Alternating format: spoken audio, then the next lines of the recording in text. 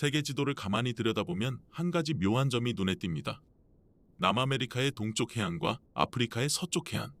마치 한 몸이었다가 떨어져 나온 퍼즐 조각처럼 신기할 만큼 딱 들어맞거든요. 이게 과연 그저 우연일까요? 100여 년 전 한 남자는 이걸 우연으로 넘기지 않았습니다. 그는 대담한 주장을 내놓습니다. 대륙은 지금 이 순간에도 움직이고 있다고요. 하지만 그 대가로 그는 평생을 조롱 속에서 살아야 했습니다.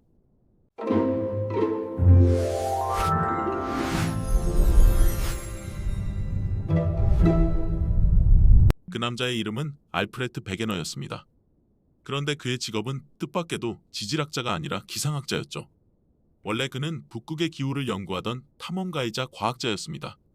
그러던 어느 날 우연히 펼친 세계 지도에서 그 절묘한 해안선을 발견한 거죠.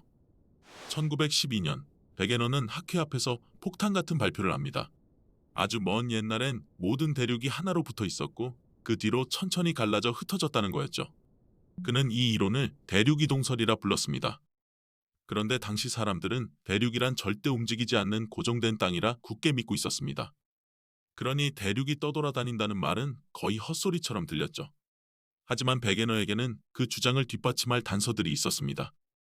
첫 번째 단서는 누구나 한눈에 알아볼 수 있는 것이었습니다. 바로 대륙의 모양이었죠.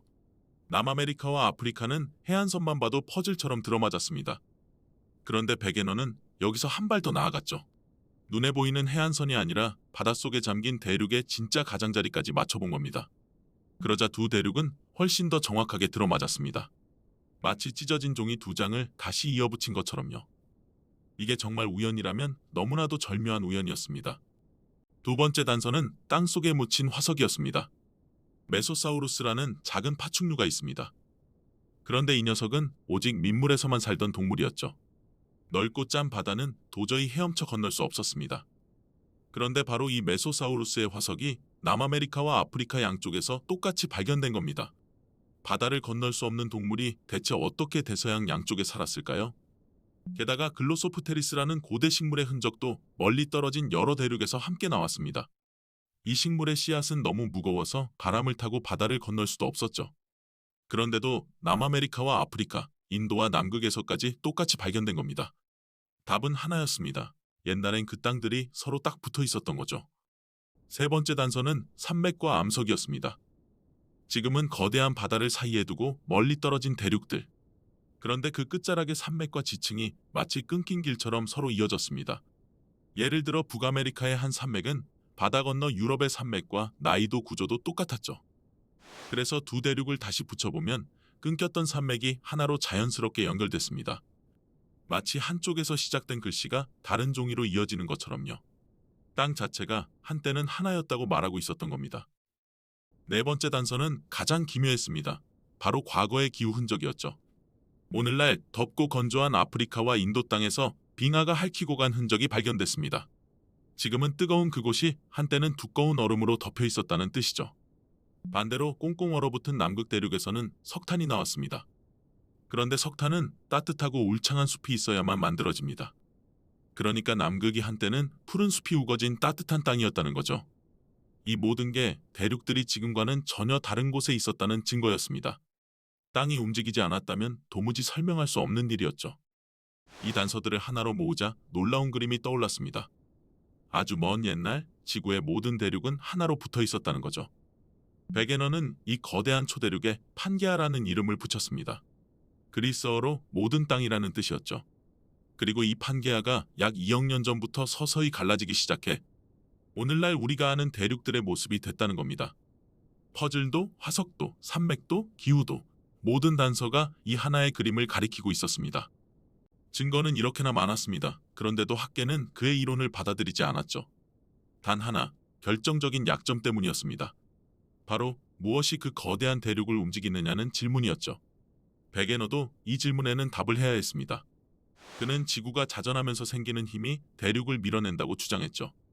하지만 물리학자들이 직접 계산해보니 그 힘은 턱없이 약했습니다. 대륙을 움직이기는커녕 작은 조약돌 하나 밀어낼 수준도 못 됐죠.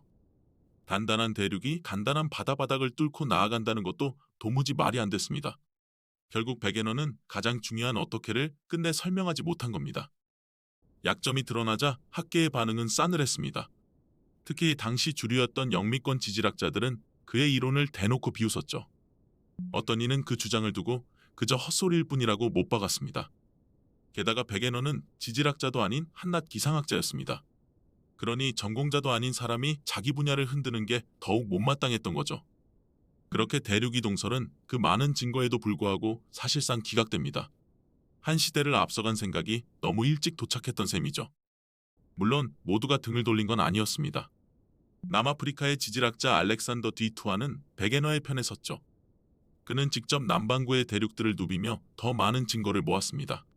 그러면서 아프리카와 남아메리카의 지층이 마치 한 권의 책처럼 똑같이 이어진다는 걸 밝혔죠.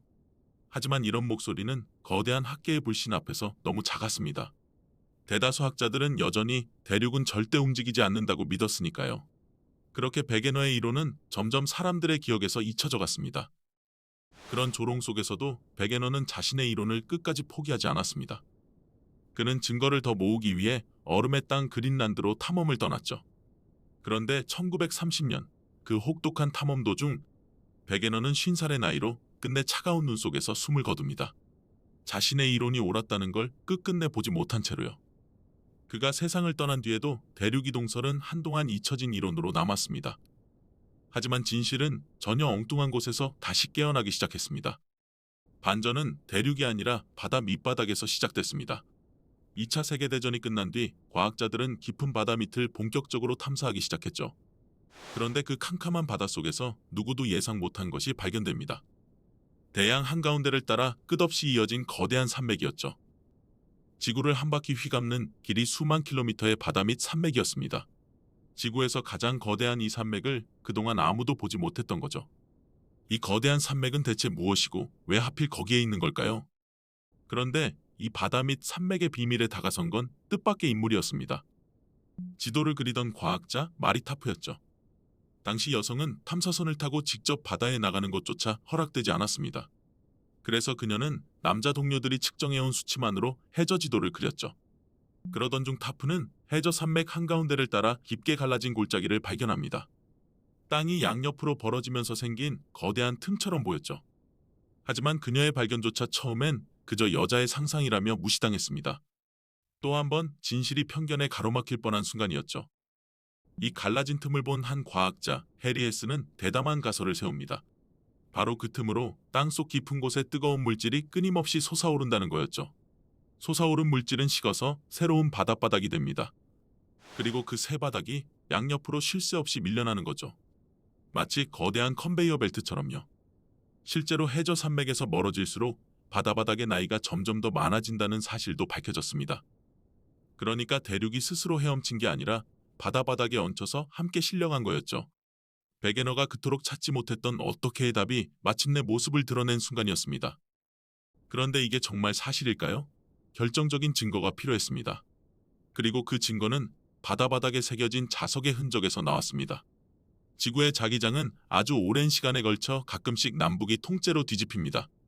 그리고 새로 굳은 바다 바닥은 그 순간의 자기장 방향을 그대로 기록하죠.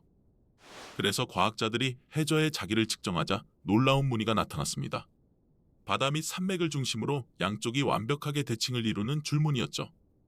마치 한가운데서 찍어낸 바코드가 양옆으로 똑같이 펼쳐진 모양이었습니다. 이건 바다바닥이 한가운데서 생겨나 양옆으로 똑같이 벌어졌다는 명백한 증거였습니다. 드디어 대륙이 움직인다는 사실이 누구도 의심할 수 없게 증명된 겁니다. 그런데 한 가지 의문이 남았습니다. 바다바닥이 계속 새로 생긴다면 지구는 점점 부풀어 커져야 하는 거 아닐까요? 답은 지구 반대편에 있었습니다. 한쪽에서 새 바닥이 생기는 만큼 다른 한쪽에서는 오래된 바닥이 땅속으로 다시 가라앉고 있었던 거죠. 그리고 바로 그곳에서 거대한 지진과 화산이 끊임없이 일어납니다. 태평양을 빙 둘러싼 불의 고리가 그래서 생긴 겁니다. 결국 지구의 겉껍질은 몇 개의 거대한 판으로 나뉘어 천천히 움직이고 있었습니다. 이 발견들은 하나로 합쳐져 판구조론이라는 거대한 이론으로 완성됩니다. 한때 헛소리라 조롱받던 베게너의 생각이 마침내 지구과학의 가장 단단한 토대가 된 거죠. 오늘날엔 정밀한 위성 장비로 대륙이 1년에 몇 센티미터씩 움직이는 걸 실제로 측정합니다. 신기하게도 우리 손톱이 자라는 속도와 비슷한 빠르기로요. 지금 이 순간에도 대서양은 넓어지고 히말라야는 조금씩 더 높이 솟고 있죠. 안타깝게도 베게너는 자신이 옳았다는 걸 끝내보지 못했습니다. 하지만 그가 옳았다는 사실만큼은 이제 그 누구도 부정하지 않습니다. 때로는 가장 터무니없어 보이는 생각이 세상을 가장 크게 바꾸기도 하니까요.